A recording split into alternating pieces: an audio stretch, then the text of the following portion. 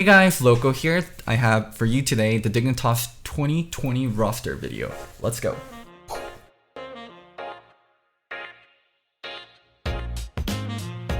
So, Dig had a really weird offseason. They were under a lot of scrutiny due to public deals with a lot of zeros behind them. And it seemed like their offseason was quite doomed. Inben Global reported on how they spent 1/3 of their budget on Huni and they weren't able to pick up other players. But somehow, it seems like they were able to salvage their offseason with some timely pickups. So their entire roster is Huni, Grig, Froggen, Johnson, and Aphromoo. Yeah, it's actually a decent roster with a lot of known names and that kind of fit together. So let's talk about top lane to bot lane. So first up, we have Huni.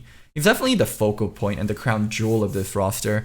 I mean, everyone knows Huni by now. He's a double-edged sword. He's been playing this way for such a long time, and I really doubt it's going to change. You know exactly what you're getting from Huni. A very strong top lane carry player, which you either enable or you just watch him feed. He's still a really amazing carry player, especially considering like how much domestic success he always has. It's just when we get to the international level, there are better carries than him, and he's just not that flexible. That's like the biggest problem with it. For jungle, we have Grig, the former TSM starter / academy jungler. It's really complicated. I'll explain a little bit more. He's a supportive player, great at enabling other people. He's not so much, ooh, I carry. It's more of, I'll let you carry. I'll help you carry. He had a really weird last year. He was supposed to start for TSM. Oh my god, that fucking plane noise. He was supposed to start for TSM in 2018, and then he had a wrist injury, so he took a little bit of backseat, and Acadian started, and Acadian did amazing in spring, so it looked like Acadian was going to be the full-time starter, and then going into summer, they started sharing a spot, and then it seemed like they wanted to commit to Acadian, so they said bye-bye Grig, and Grig went to Academy, where the TSM Academy's top lane got suspended, so he started playing top in Academy. Like, Grig had a really interesting last year. Also, the other part about him is he's not the most vocal, which isn't that great for a jungler. You want to be vocal and you just don't want to give information, and you need to make your own calls and be a true leader and kind of direct your team around. But yeah, Grig isn't that player, so oh my god, that fucking helicopter noise in the background. Being vocal as a jungler isn't about giving information, it's about commanding others. It's about being a leader, telling your team, hey, we're gonna make a play here. Y'all better be here for it because I'm going here. And if I don't have my backup, this thing is not gonna go well. And Grig is not that player. Although, style-wise, he's going to be a good fit because he has big carries on his team that he needs to play around in Frog and Huni. I'm just a little worried about him getting ran over and him just being a full service bot. Like, he will be a bot, but I hope he's an affected bot. Now, onto mid lane, we have Froggen. He's a historic player. Froggen's been playing when I was playing. So he's been playing since like season 1. He's been very, very consistent, great in laning, and great in teamfight. He is a farm machine. That's what he's most known for, like the amount of farm he gets and how consistently he does it. He's also very much known for his control mage play, especially on mages that use terrain really well. So stuff like Vel'Koz, stuff like Anivia. He's really good at like keeping that fat wall between himself and other people whenever he plays these like long range carries like Vel'Koz, and he's able to use that terrain to kind of block you off, force you to walk all the way around while doing all the damage himself. And with Anivia, the wall stuff, we already know how that works. He's really known for these pocket picks. Even when these picks are kind of out of meta and no one else is playing them, Froggen will make them work. But here's the problem. When non-mage picks such as Sylas, Irelia, and Akali came in, he wasn't the greatest on them. And he found his own solution to them, which was sometimes playing them and sometimes having really good counter picks into them. But it limits your draft when your players don't play these incredibly important champions in the meta. So that's going to be a huge question for him going into next year. How will he adapt to it again when these weird kind of picks come into the meta and it's not the stuff he's most comfortable on? So for AD carry, we have Johnson. I'm sure a lot of you guys are sitting down at home watching this going like, Johnson who? Who the hell is Johnson? Yeah, he's relatively unknown. He's a solo queue monster. He's been at top of the ladder forever. He played for TSM Junior, which is TSM's like underneath academy team with like a lot of the young players there. He has a very good rep amongst pro players due to his stellar solo queue play.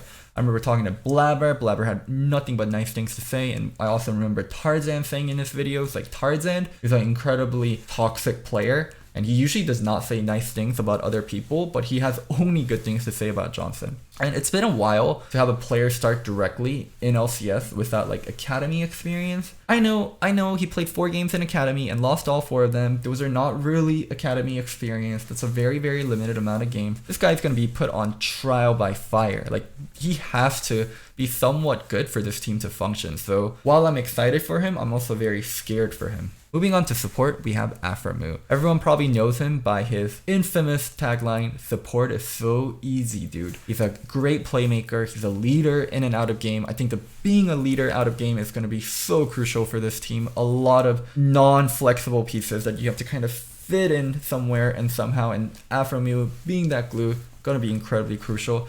And last year on 100 Deeps was one of the first times he has struggled in LCS, and it did not look pretty at all. He's going to have a chance to reinvent himself on Dig, and I'm really glad he's getting this chance. And so many people were just ready to cut his head off after what happened on 100 Deeps. Now, let's go to the overall playstyle for this team. Like, how will they mesh?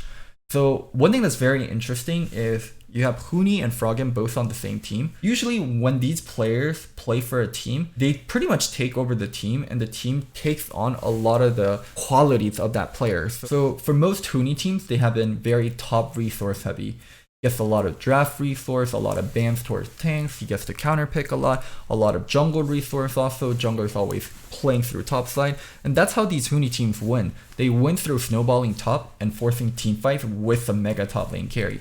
As for Froggen, a lot of the Froggen teams have been pretty non-proactive in the early game. Maybe that's the fault of the jungler, maybe it's a weird coincidence, but that's been the truth of the situation. Froggen teams have had pretty non-proactive early games, and they have been very, very team fight heavy. A lot of the Froggen teams don't really win through split push. They win through being a stronger team fight team, forcing that team fight and winning that team fight, getting that Baron, being able to take inhibitors, and slowly ending the game throughout that. That's actually another quality. They haven't been very explosive or very fast about ending games. Another really special thing about Froggen teams are they are very hard to draft versus. Due to Froggen's champion pool and the uniqueness of his champion pool that's not really shared by anyone else, it's incredibly hard to prep versus Froggen and draft versus him. Now, that's the big question. How will these like 2 big playstyles mesh? I think there's actually really positive ends. Let's first talk about the draft. Huni and Froggen will protect each other in draft by having so many picks that needs to be banned out.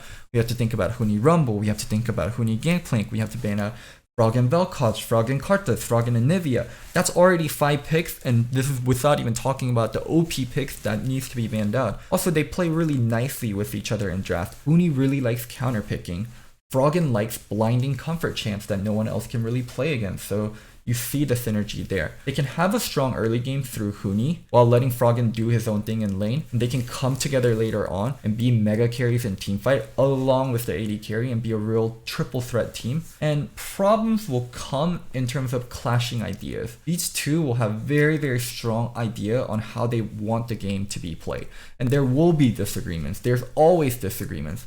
The thing is, both will be asked to be flexible, make compromises, give a little, and I wonder how that goes down. I wonder if these 2 pretty old school players that have been playing for a while with the same kind of play style can learn to give a little and be flexible for the greater good of the team. I mean, everyone says they will do that. Of course, I'll make sacrifices for the team. I'm a pro player.